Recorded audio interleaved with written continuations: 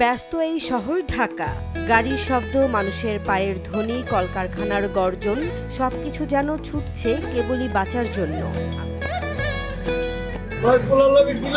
এই ব্যস্ততার মাঝেই যাত্রাবাড়ির কুতুবখালী এলাকায় ফুটপাতে এক চিলতে ভালোবাসার আশ্রয় হয়ে দাঁড়িয়ে আছেন এক মানুষ, তার নাম সেলিম রেজা।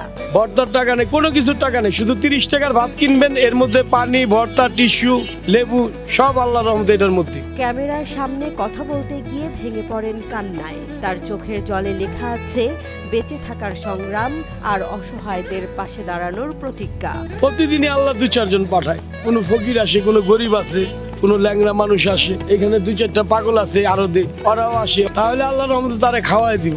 লাগলে অন্য জায়গাতে কিনে না খাওয়াই দিব, তাও উনি খালি মুখে যাইতে পারবো না। তিনি বলেন তার 3টি সন্তান, সরকারি স্কুলে 5 পর্যন্ত পড়িয়েছেন তাদের। টাকার অভাবে এখন আর পড়াতে পারেন না, এখন ওদের নিয়েই দোকান চালান, স্ত্রীও সাহায্য করেন এ কাজে। আমার ছেলেরা আমার সাথে কাজ করে, লেখাপড়া করাইতে পারি নাই। আমার 2 ছেলে আমার সাথে কাজ করে, আমার কোনো সঞ্চয় নাই, আমার কোনো ভবিষ্যৎ নাই, আমি এইভাবেই জায়গায় জায়গায় দোকান দিয়ে চলি।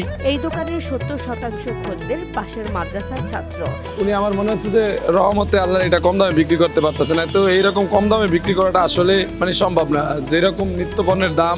তাদের জন্য যেন বাবার মমতা ভরা হাত হয়ে উঠেছেন সেলিম। তিনি বলেন মাদ্রাসা খোলা থাকলে দোকানে ভিড় বেশি থাকে, তবে মাদ্রাসাটা বন্ধ হলে আমাদের কোনো বেচা কিনেই হয় না, তখন আমাদের অনেক কষ্ট হয়। আর মাদ্রাসাটা যতদিন খোলা থাকে ততদিন আমরা ভালো থাকি।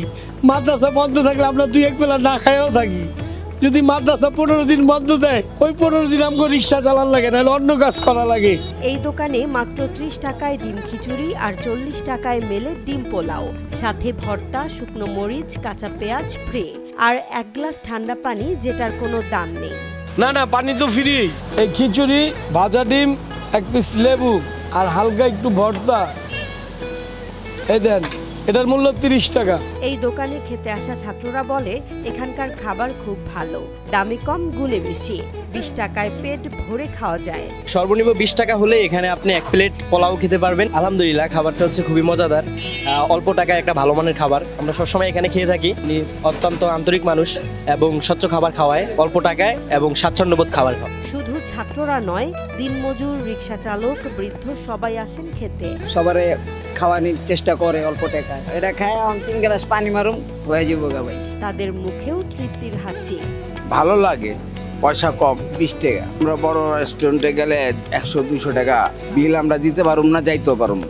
আমরা যখন মারলে আসি তো অনেক খাই। প্রতিদিন 2 থেকে 4 জন গরিব মানুষ খালি হাতে এলেও ফিরিয়ে দেন না সেলিম। তিনি বলেন ওদের আল্লাহ পাঠান। 2-4 জন আসে, আল্লাহ পাঠায়, করতে আসে জানি না, তবে আল্লাহর রহমতে আমি দোকানে থাকলে ওনাদের 10 টাকার খাবার হইলে আমি খাওয়াই দিব। এই ঢাকা শহরে যেখানে 100 টাকায় 1 বেলার খাবার হয় না, সেখানে 30 থেকে 40 টাকায় ভালোবাসা আর পেট ভরা তৃপ্তি বিক্রি করেন সেলিম রেজা। সে শুধু খাবার বিক্রি করেন না, বিক্রি করেন মানবতা, বিক্রি করেন মায়া, বিক্রি করেন আশা। আমার ডিমে লাভ হয় না, ভাত বেচলে 2-3 টাকা প্লেট প্রতি থাকে।